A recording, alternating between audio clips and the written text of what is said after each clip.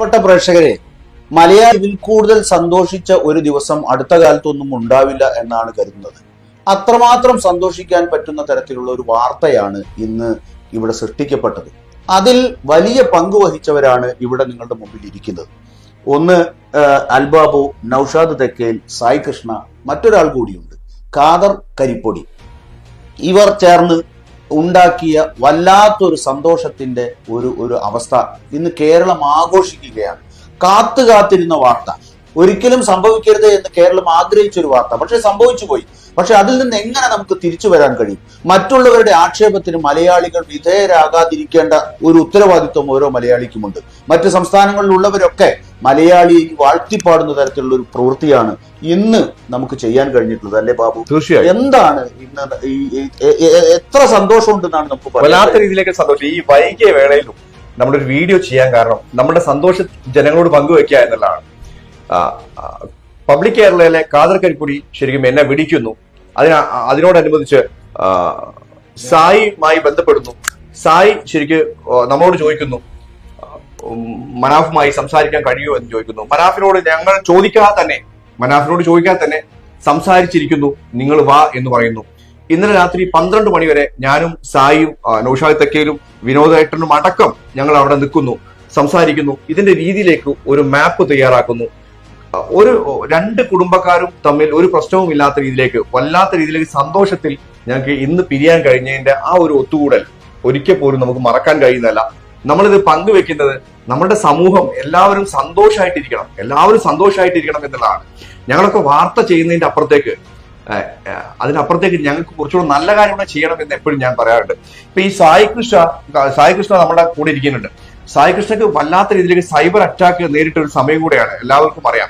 പക്ഷെ ഇതിന് ഒരു നെടുന്തൂണായി നിന്നത് സായി കൃഷ്ണയാണ്. ഇത് എടുത്തു പറയാതിരിക്കാൻ വയ്യ. കാര്യം സായി കൃഷ്ണയെ എപ്പോഴും പല ആളുകളും വല്ലാത്ത രീതിയിലേക്ക് തെറി പറയുന്നുണ്ട്. പക്ഷെ നിങ്ങൾ തിരുത്തണം എന്നുള്ളതാണ്.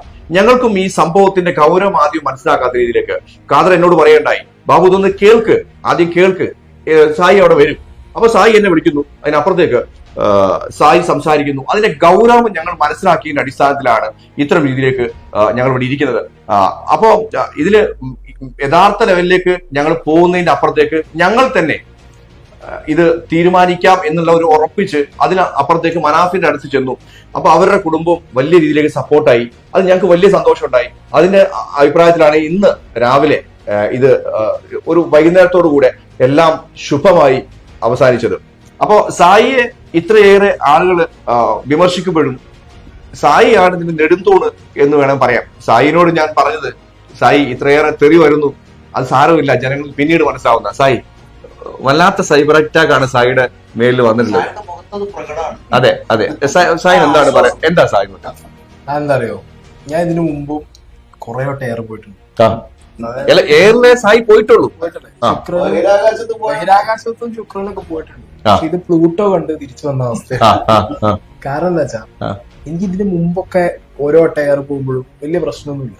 ഞാനത് ആ ചിൽ മൈൻഡാണ്, കുഴപ്പമൊന്നുമില്ല. അപ്പൊ ബിഗ് ബോസ് പോയി വന്നപ്പോൾ ആളുകളുടെ എക്സ്പെക്ടേഷൻ ഞാൻ വന്നില്ല എന്നുള്ളത് എനിക്ക് പ്രശ്നമല്ല. ഞാൻ അതിന്റെ മുന്നേ വീഡിയോ ചെയ്യുമ്പോഴാണെങ്കിലും നമുക്ക് വിഷയമല്ല. കാരണം എക്സ്ക്ലൂസീവ് എന്ന് പറഞ്ഞാൽ നമ്മൾ ചെയ്യുന്ന കാര്യങ്ങളാണ്.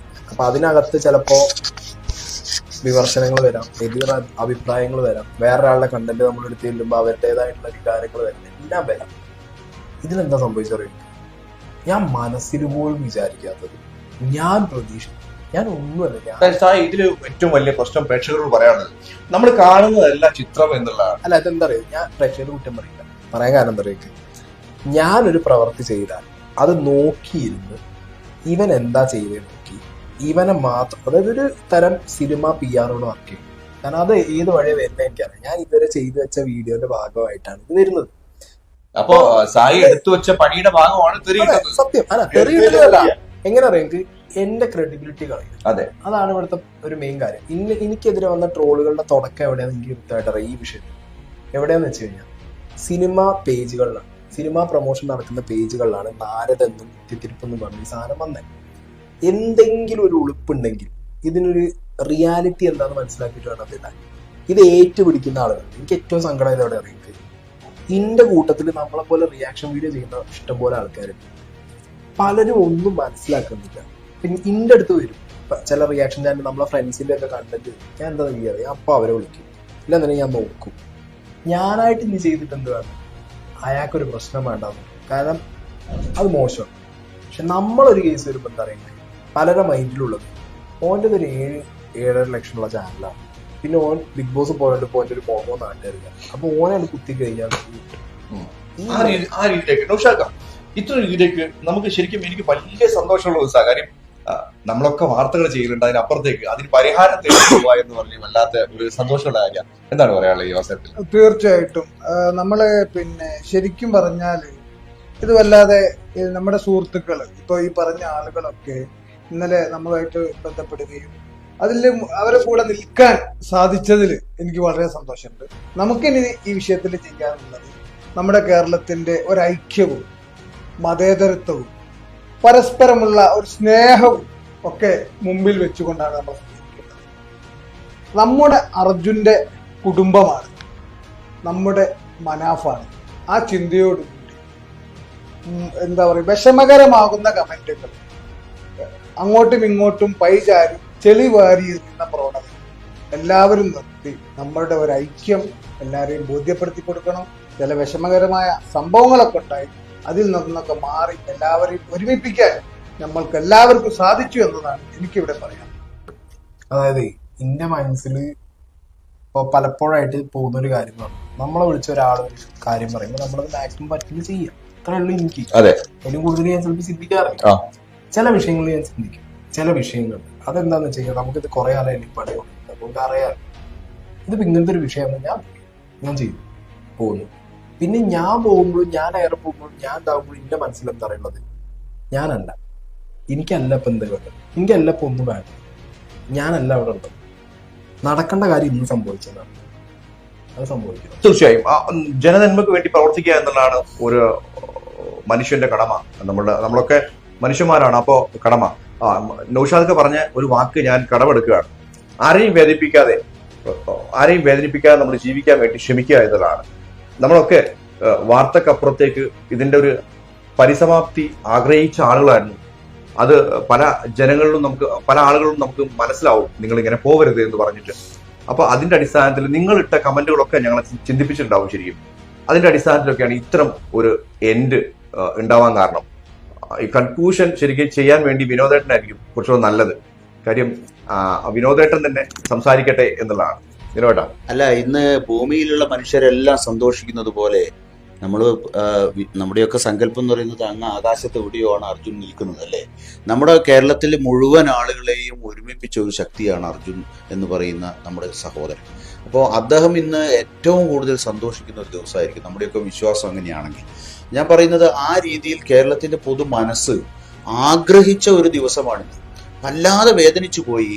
അങ്ങനെയുണ്ടല്ലോ, ഒരുമിച്ച് നിന്ന് പൊരുതിയ ആളുകൾ പക്ഷെ ചെറിയ ചില മിസ്അണ്ടർസ്റ്റാൻഡിങ്ങിന്റെ ഭാഗമായിട്ട് പരസ്പരം ഇരു ധ്രുവങ്ങളിലേക്ക് പറിച്ചെറിയപ്പെട്ടതുപോലുള്ള ഒരു അവസ്ഥ കേരളത്തിന്റെ നെഞ്ചു പൊട്ടിച്ചുകൊണ്ടാണ് എല്ലാവരും കേട്ടത്.